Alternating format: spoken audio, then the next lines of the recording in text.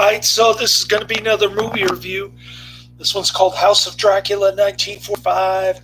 Getting this 5 out of 5 stars. I was looking forward to this. It's the direct sequel to The Great House of Frankenstein. It's got a great ending. Very similar to the House of Frankenstein ending. In fact, you don't see much of the Glenn Strange Frankenstein monster until the very end. Same as the first movie that I mentioned. What did I get in the mail today? Oh, I got John Wayne. Sands of Iwo Jima. I bet you that statue looks familiar to you. You've probably seen it. War propaganda from World War II.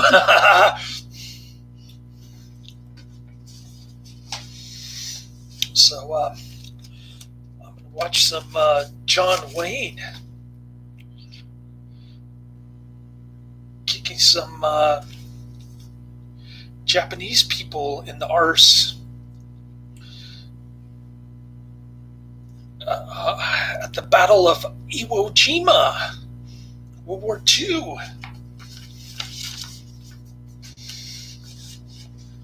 We'll see how that goes. 1949. Got John Carradine, that's why I have it. Still waiting for the Twilight Zone and my class action settlement check. Okay, let's get into the nitty gritty with House of Dracula, shall we? I posted the movie, the trailer in the description box so you can watch them at your leisure. Highly recommended. Check them out. And pretty much takes off where the first one left off. There's this Dr. Eric Lang dude who tries to help get a cure for Dracula. It reminded me of Dark Shadows and Barnabas Collins and Dr. Eric Lang. But Boris Karloff didn't play the mad scientist in this one because he got killed off in the first one. His remains are in the cave of the that leads to the castle of the new mad scientist. Okay, so Dracula comes to Dr. Eric Lang, tells him, "Hey, I want a cure for my vampirism." So Dr. Eric Lang goes, "Okay, cool.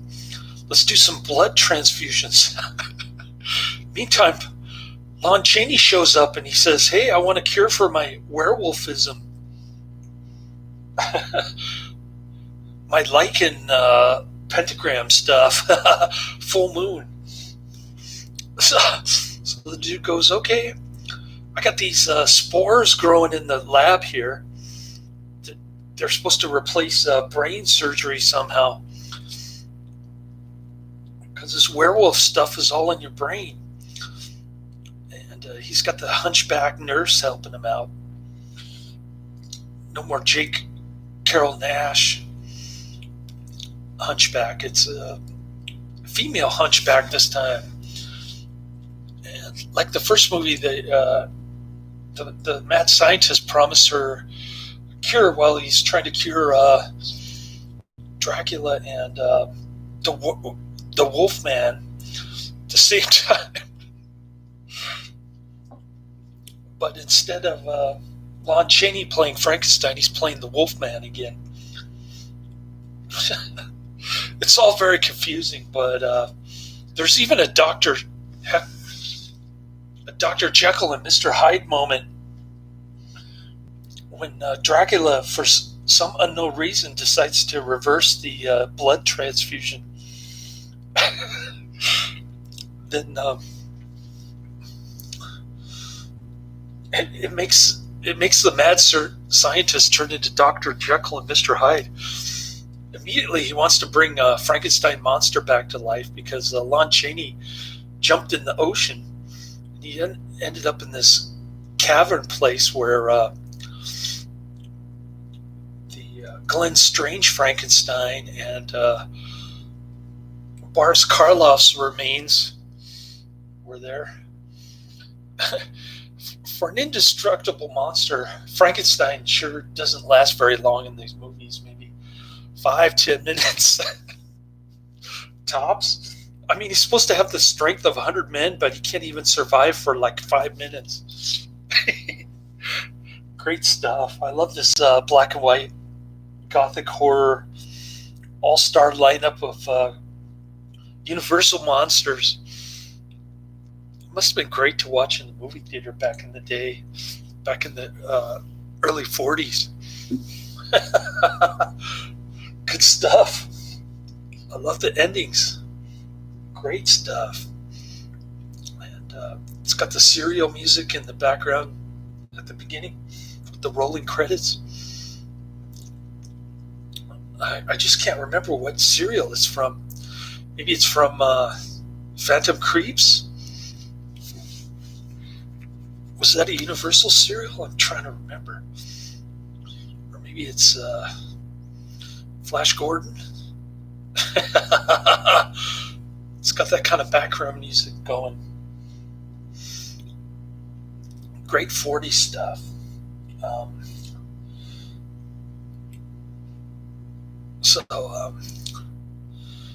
So Dr. Jekyll and Mr. Hyde, or Dr. Eric Lang, formerly known as in Dark Shadows, he wants to bring Frankenstein into life, but then he turns into the good guy again. He wants to help Lon Chaney. He turns into the bad guy again. He murders somebody. Lon Chaney witnesses it, but he doesn't want to snitch on Dr. Lang to the police, played by Lionel Atwill, the Keystone Cops. Another great performance from Lionel Atwill. Great Lon Chaney performance. John Carradine is great as Dracula. I can't get enough of these movies. I like this disc overall. I'm giving the disc 4 out of 5 stars because I didn't like Son of Dracula as much as I did this one. So it's better than The Invisible Man Disc 3 Legacy Collection, but it's not as good as Frankenstein or The Mummy Legacy Disc 3 Collection. I highly recommend it. Check it out. You can watch it for free. There's a free rip of it on YouTube, even though YouTube wants you to buy it right when you search for the movie in the search bar. So I don't know why YouTube didn't take it down, but it's already got over 500,000 views, the free one. So don't ask me why YouTube doesn't take it down and get more people to buy it. But whatever, I posted the link in the description box to the free version for you. And I'll watch The Sands of Iwo Jima now. I'm about halfway through Fireball 500. I'm trying to get through these quicker, watching them on my lunch break and whatnot. I'm starting to get caught up on work. I'm starting to get used to looking at the fiber splicer technicians dailies in the morning. I'm getting a little faster and starting to learn how to shave off an hour of productivity from having to look at other people's dailies. So I'm getting there. I'm getting better all the time. It's a kind of a self-intuitive learning process at times, but I have to ask the fiber manager and the area manager a lot of questions, but fortunately I'm on good terms with both of them. It didn't used to be that way with either one of them, but I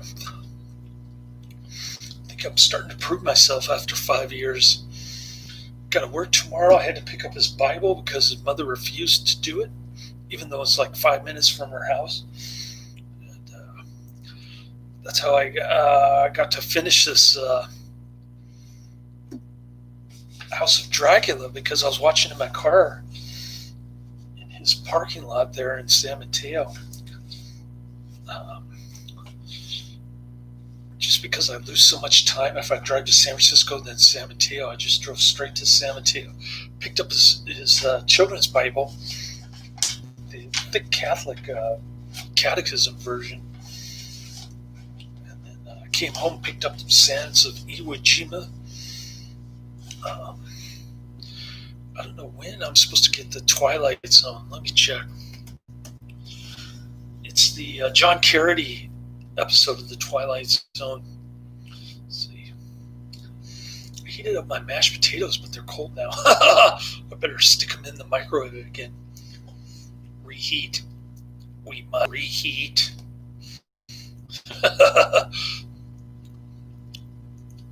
So my coworker starts telling me that it was Trump's fault. Like he told those people to storm the U.S. Capitol, and I'm thinking to myself, this guy's nuts. He sounds just like the Democrat Congress scritters like Dianne Feinstein.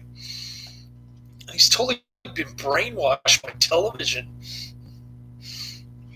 But I didn't say that. I just kind of nodded my head and walked away. I didn't want to get in a political argument with them. But some people at my work have got serious hatred of Trump. Like I told you about those two coworkers who wanted him to die when he got COVID. Or he tested positive for COVID, I should say. Because those tests are unreliable. He just had common cold-like symptoms, which isn't even COVID. COVID is when your lungs get infected and you go to the hospital. It's not when you have sniffles and coughing. So the Twilight Zone is supposed to arrive tomorrow. I've got 3 episodes. Let's see what's going on. 1964. I've got The Mask, Eye of the Beholder, and The Howling Man, which is the John Carradine one.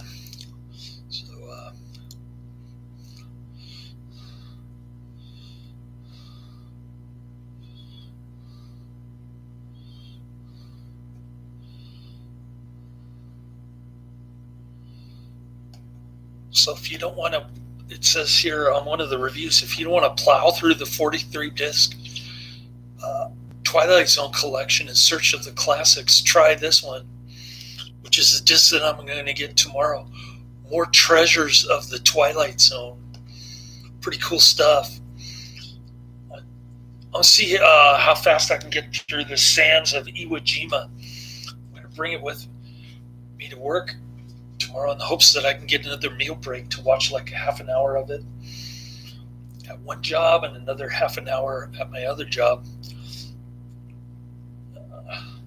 Plus the break in between 2 jobs is about a couple hours. So maybe I can get through Sands of Iwo Jima tomorrow if I try really hard. I'm going to see what I can do. But I should be getting 9 hours of sleep tonight, so it should be all good.